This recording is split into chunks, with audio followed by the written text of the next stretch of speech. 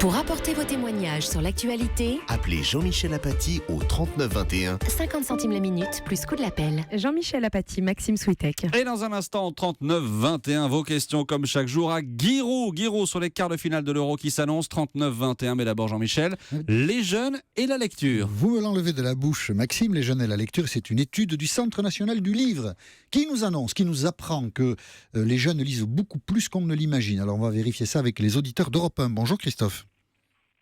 Oui, bonjour. Vous êtes à Saint-Nicolas-de-Redon. Oui, bonjour Jean-Michel. Bonjour. Maxime. En Loire-Atlantique. Bonjour. Alors vos Oui, enfants, exact. ils lisent ? Oui, donc j'ai 4 enfants. Oui. Une grande de 22 ans, des jumeaux de 8 ans et une petite de 4 ans. D'accord. Si vous me permettez, je voudrais commencer par parler rapidement de moi enfant. Oui, bien sûr. Lorsque j'avais 8 ans, j'ai eu la chance Oui. que la télé tombe en panne.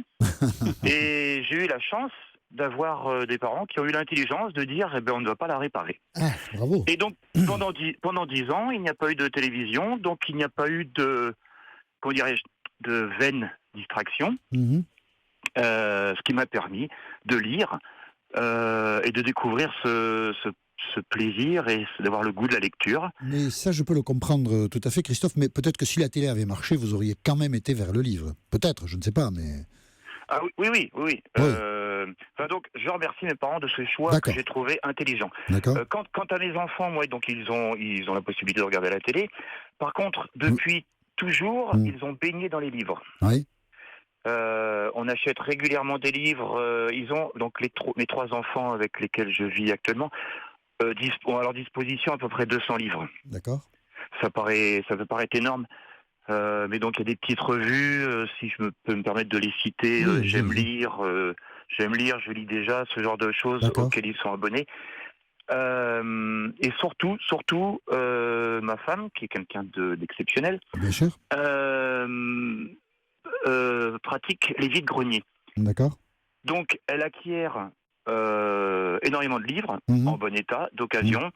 En gros, le prix va de 50 centimes à 2 € pour un très très beau livre, qui permet donc à mes enfants d'avoir une multitude de livres de différentes sortes, parlant de sciences, parlant d'histoire, parlant de pirates. Vos jumeaux, Christophe, ils lisent, par exemple. 8 ans, vous disiez, hein ?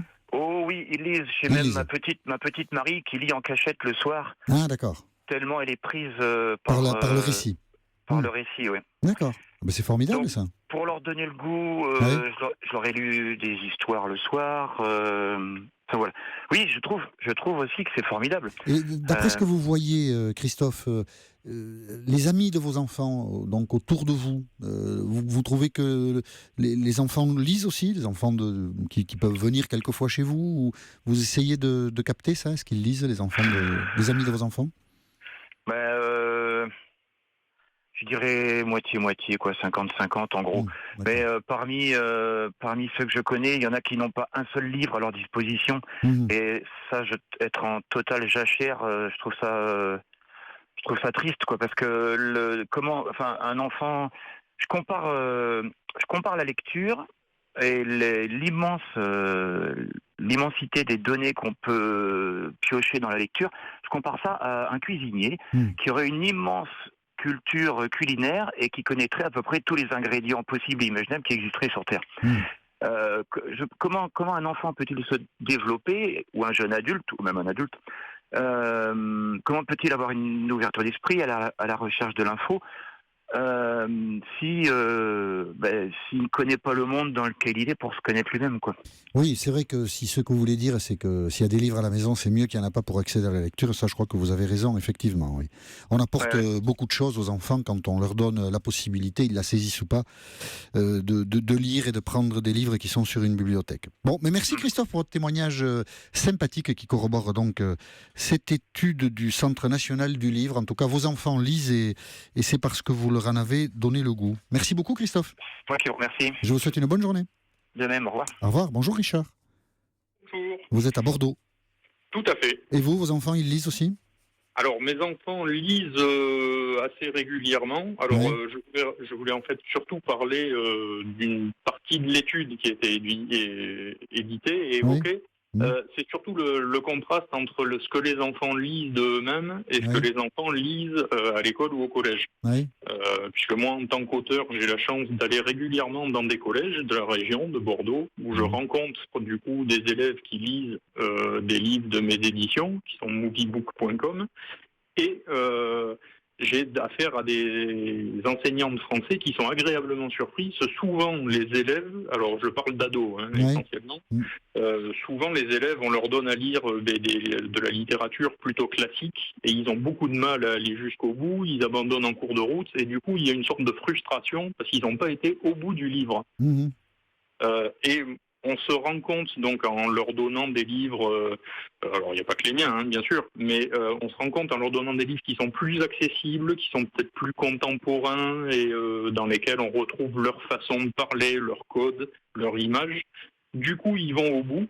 Ils ont déjà cette satisfaction-là d'avoir pour une fois lu un livre en entier et ça permet de les accrocher derrière, en fait, sur la lecture, ensuite, de livres, disons, plus classiques. Oui, donc selon vous, il y a quand même un mode d'emploi pour inciter les enfants à aller vers la lecture.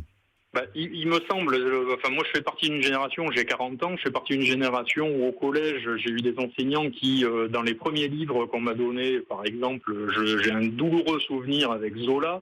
Oui.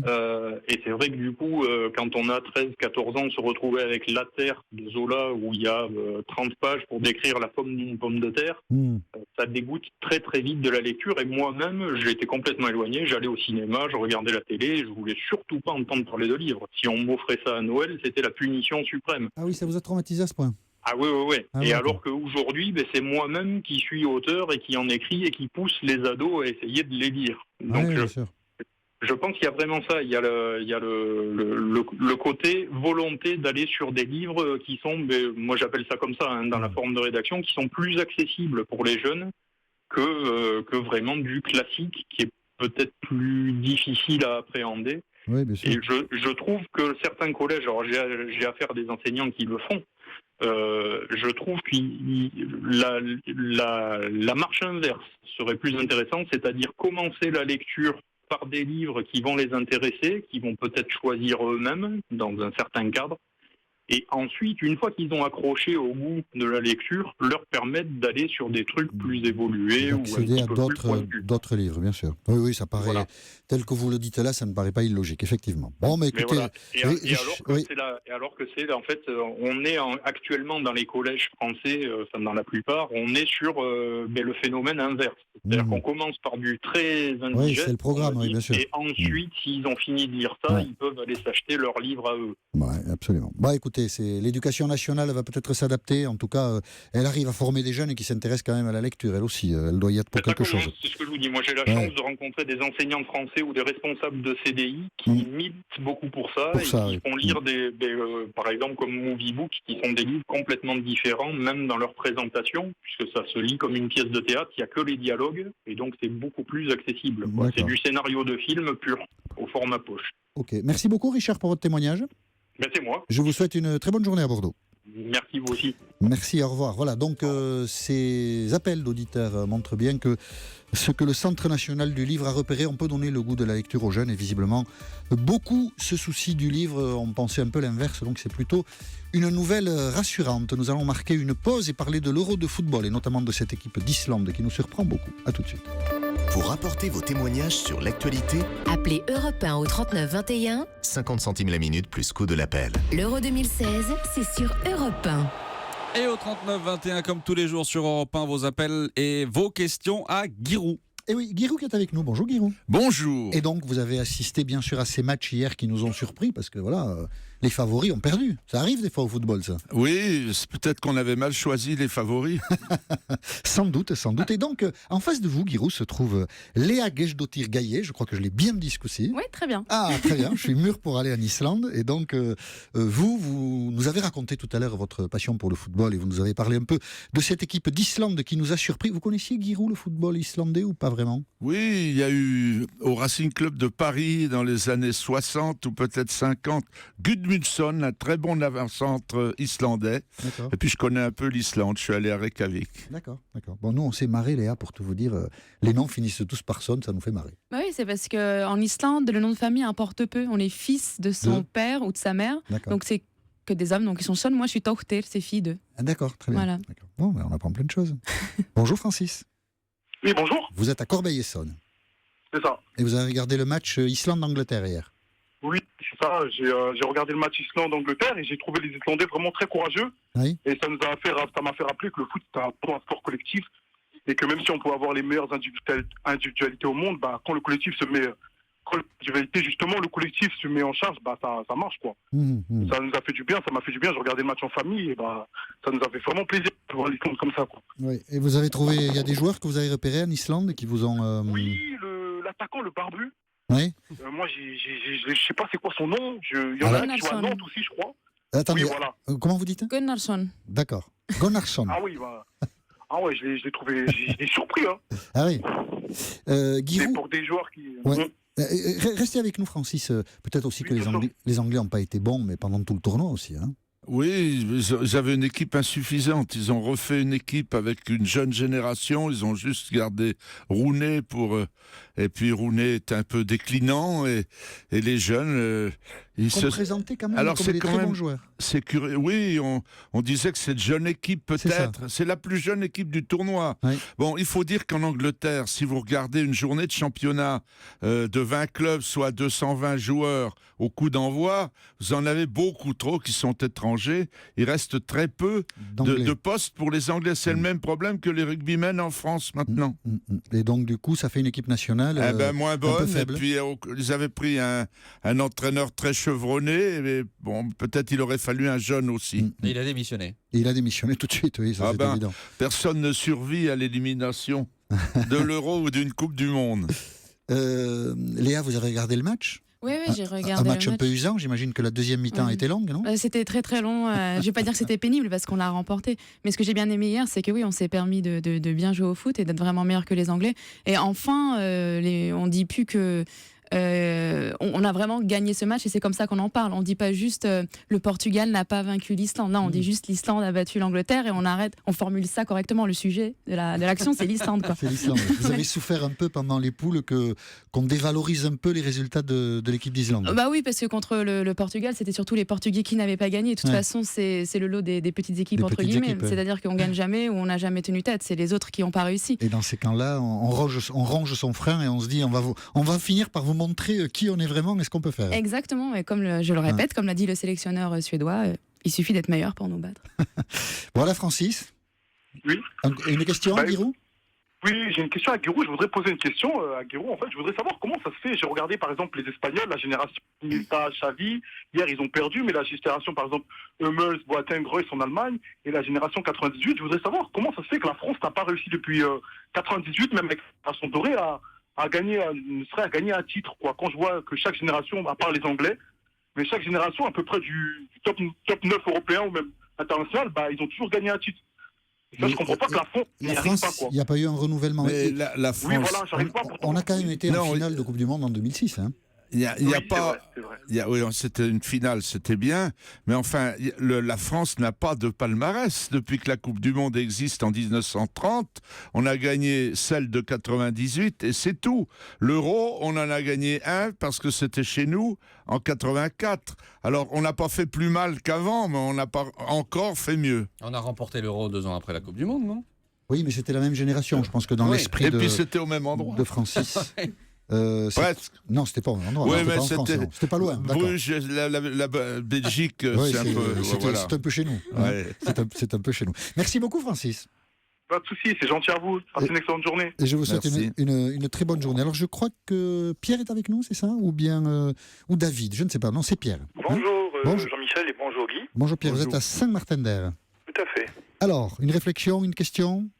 Oui, écoutez, une certaine satisfaction, pas contre les Anglais, parce que je les aime autant que les autres, oui. Mais de la victoire du sport sur le sports business, c'est-à-dire l'équipe d'Angleterre fait quand même partie des nantis du football international, comme la plupart des grandes équipes internationales qui ont des trains de vie un petit peu surprenants par rapport à la moyenne que devrait être rémunéré un footballeur.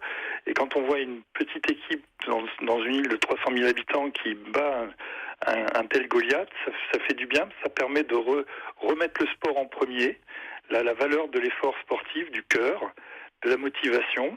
Et je pense que Guy ne me contradira pas dans mon raisonnement. Il est temps qu'on revienne un petit peu à cet assainissement du sport basé sur des vraies valeurs de motivation, de combativité, et non pas uniquement d'agents sportifs et de dizaines de millions d'euros en enjeu. C'est vrai, Guy, qu'on aime toujours les petits en France. On aime. Oui, bien sûr, mais ça. C'est légitime au moins qu'ils aient ça, qu'ils aient l'amour du peuple. Et puis on a quand même plus de mérite quand, comme les joueurs islandais, on est d'abord un amateur qui joue au foot en plus, ensuite un footballeur qui travaille encore un peu, puis à la fin peut-être un professionnel, mais pas un professionnel nanti. Ce ne sont pas des gens qui utilisent les Rolls pour aller à l'entraînement en laissant les Ferrari au garage.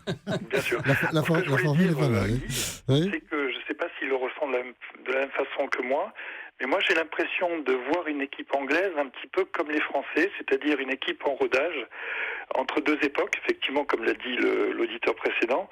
C'est-à-dire que c'est pas on est sur un renouvellement presque général de l'équipe. On n'est plus avec les Ribéry, Valbuena, Benzema, enfin toute l'équipe un petit peu d'avant, de la Coupe du Monde d'avant. On est sur une équipe totalement renouvelée, à part un ou deux cadres, et ça manque de cadres, c'est-à-dire que ça manque de pyramide. C'est une équipe, on va dire, c'est pas péjoratif ce que je veux dire, mais c'est une équipe un peu crêpe, dans le sens breton. Alors que les équipes d'avant, l'époque de Deschamps-Zidane, c'était des cadres qui pilotaient l'équipe et qui vraiment assistaient l'entraîneur. L'entraîneur n'avait pas la responsabilité totale de son équipe. Il pouvait aussi se reposer sur des cadres, sur des leaders, comme Blanc, comme De Sailly, comme Deschamps à l'époque, comme Zidane. Et ensuite, il y avait les autres qui se greffaient et qui formaient un lien de coordination. Une équipe qui manque un peu de... Aujourd'hui, on ne le ressent pas. Et moi, je crains que ça soit le point faible de l'équipe de France. Vous diriez la même chose, Guy ? Oui, j'ai dit que notre équipe de cohésion d'équipe qui devrait véritablement se former plutôt dans les années à venir. Et je crains qu'ils en payent le tribut. Alors j'espère qu'ils vont pas perdre, bien sûr. C'est pas mon. Mais vous les trouvez un peu verts encore, Guy ? Oui, c'est-à-dire que cette équipe, elle est en refondation. Elle avait été faite méthodiquement à partir du Brésil, mais les joueurs, pour des raisons diverses, ont disparu du paysage. Le plus cruel, c'est Varane parce qu'il a 22 ans. C'est pas un âge pour disparaître du paysage au moment où on a besoin de lui. Et donc, nous avons une équipe qui est un peu bricolée et qui, match par match, tente de sauver l'honneur du pays. Ils ont le droit de le faire à chaque match jusqu'au bout. C'est bien ça pour vous, Léa. Oui, c'est une équipe, l'équipe de France, elle n'est pas encore reformée, quoi. Elle est un peu. Oui, nous, on est complètement formés, il n'y a pas de problème. On aligne le même 11 de départ depuis le début de la compétition. Donc nous, on n'a pas de secret. Toutes nos cartes sont sur la table et on est prêt à affronter n'importe quel adversaire. Ah oui, j'ai vu ça. Oui, chaque match, c'est la même équipe au début. Il n'est pas comme Deschamps, l'entraîneur islandais, il n'hésite pas. Vous avez vu la compétence de Léa, qui était une joueuse. Oui, elle a joué. Voilà, elle connaît très bien. Vous jouiez à quel poste, Léa ? J'étais stoppeuse. Stoppeuse. Oui. Il paraît que son frère, qui était son entraîneur, dit que c'était pas un cadeau. Oui, mais il n'est pas très objectif.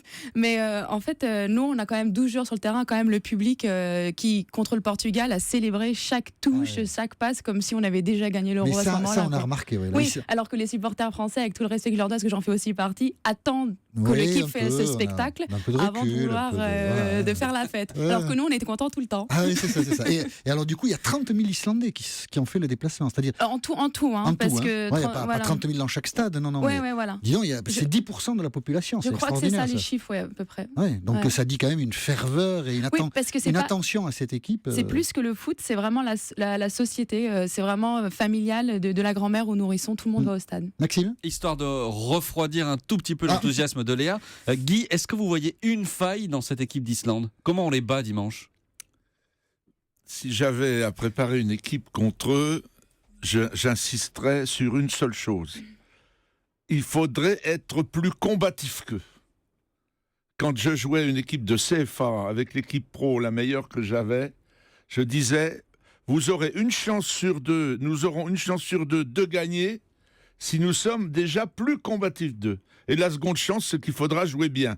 Mais si on est moins combatif qu'eux, c'est même pas la peine d'amener autre chose. Donc il faut des guerriers sur le terrain. Enfin, des guerriers, nos joueurs tous les joueurs de foot peuvent être des guerriers. Il faut qu'ils soient motivés comme s'ils pensaient que c'est la finale à chaque fois. Ouais. Et là, si on est en dessous, comme on a été dans la première demi-heure contre l'Irlande, l'air, eh bien, on sera balayé.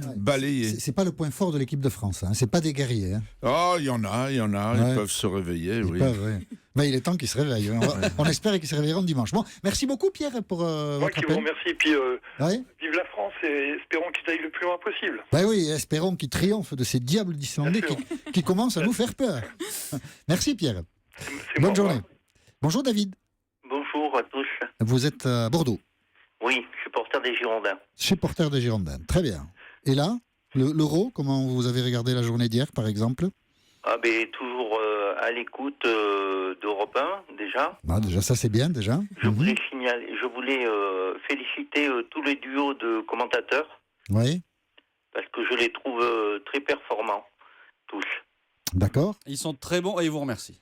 Non, mais c'est vrai, il faut le dire. Mais c'est dit. Voilà. Merci pour eux. Et puis les Islandais, faut s'en méfier. Moi, je pense que les Anglais les ont pris peut-être un peu de haut. Oui, c'est possible.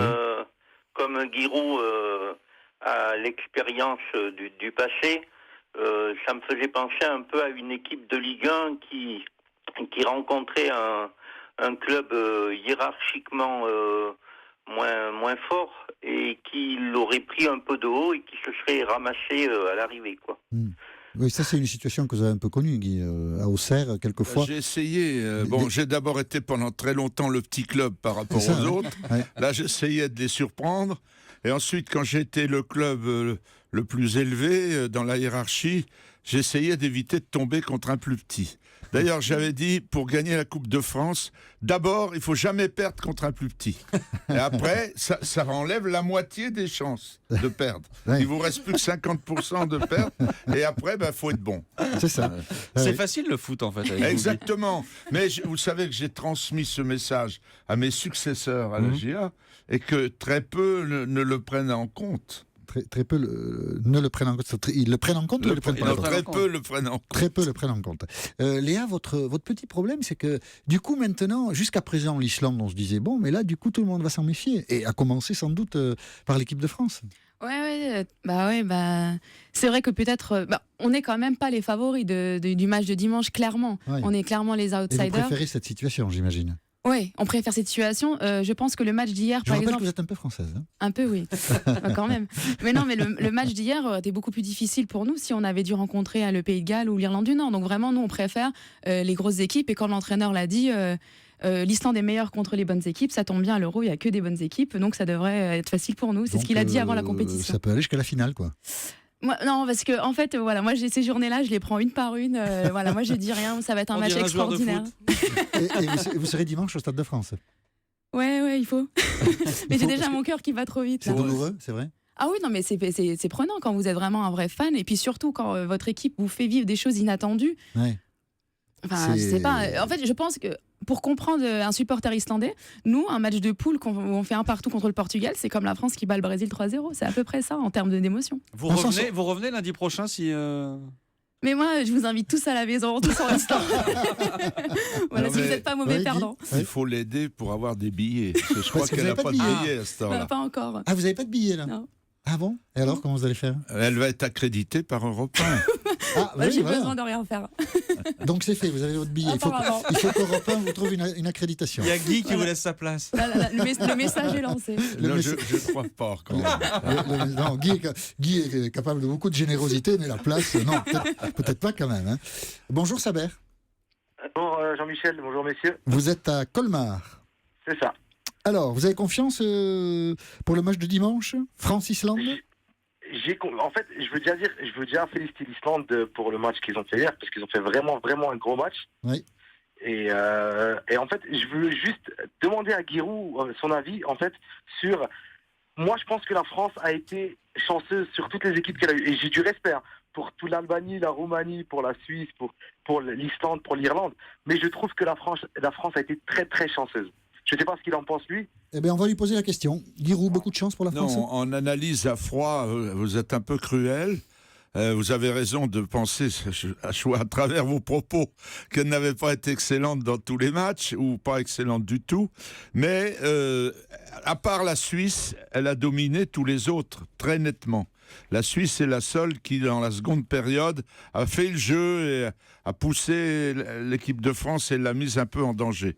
Autrement, on a eu affaire à des équipes qui se recroquevillaient et on les a attaquées souvent maladroitement, pas toujours, pas d'une manière permanente, ou bien on a commencé qu'à la mi-temps de les attaquer. Mais enfin, globalement, on a été meilleur que tous nos adversaires, sauf la Suisse.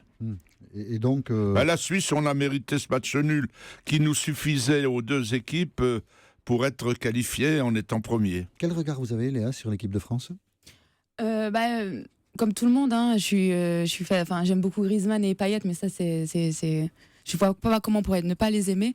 Je vous avouerai que j'ai pas trop suivi les matchs de l'équipe de France parce que une équipe à la fois et j'ai quand même une santé mentale à conserver.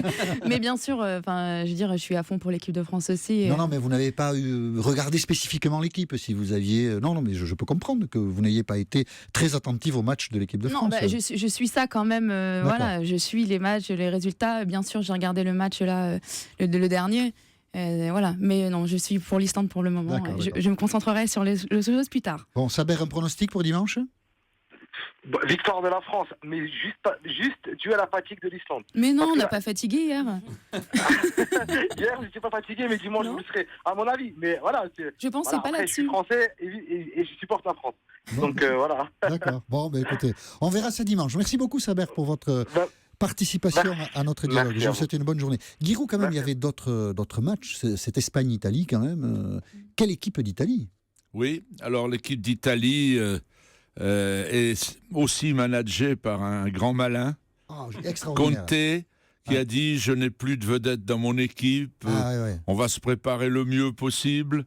Et surtout, il ne faut pas qu'on nous voit. On dirait du Giroud. Et pendant ce temps-là, oui, mais ça peut marcher. Et alors, il a mais c'était pas proche, Guy. Il a marqué toujours un but. Quand ils ont marqué un but, déjà, ils considèrent que le match est fini. Et même, ils ont fait du luxe, puisque 2 fois, ils ont doublé la mise dans la dernière minute. Non, c'est une équipe que je qualifierais de sûre. Vous voyez, si je pariais, d'abord, je n'ai pas le droit de parier, mais si je pariais, et j'aime pas parier non plus, parce que quand on parie pas, on a déjà gagné la mise. C'est vrai.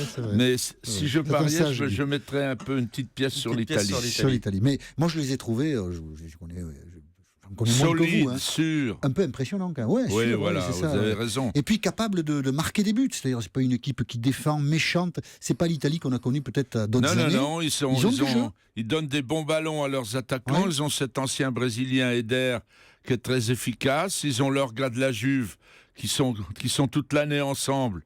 C'est le verrou. Le sélectionneur ne s'est pas cassé la tête. Il a envoyé une seule lettre avec un seul timbre à Turin. Voilà, vous m'envoyez ces 5-là, et puis après, on fera le reste. Donc, Italie-Allemagne, ça va être quelque chose. Hein? Ah oui, parce que l'Allemagne, c'est le même genre. Oui, c'est ça. La Mannschaft, au début, ça va pas. Heureusement, tous les journaux allemands tirent dessus. Boulet rouge. Et puis après, ils passent et ils gagnent. Donc Léa, quand il faudra affronter ou l'Allemagne ou l'Italie, ça va être autre chose. Non, c'est bien. Non, je pense que ça sera l'Italie. Je les vois bien. On a droit à une petite phrase en islandais ou pas? On n'en a pas eu beaucoup. Une phrase en islandais? Oui. Nous allons gagner dimanche. Ah, mais vous ne saurez pas si je dis ça. Non, ça c'est vrai. Við erum að fara að vinna leikinn á sunnudaginn og ég vona að allir Íslandingarnir veri hressir á vellinum. Áfram Ísland. D'accord, très bien. Bon, on traduira pour demain. En grand Luc du sang. Je commence à l'apprendre depuis hier. Bah là, les Français vont savoir dire Áfram Ísland maintenant. Allez, merci à tous les deux. Merci beaucoup, Giroud. Nous nous retrouvons évidemment demain. Merci Léa Gesdottir-Gaillet de nous avoir accompagnés dans ce dialogue et on vous souhaite bonne chance. On espère que la France va gagner, mais on vous souhaite bonne chance. Un beau match. Et nous reprenons notre dialogue sur l'actualité demain par l'intermédiaire du 39-21 sur l'antenne d'Europe 1 à partir de 13h10.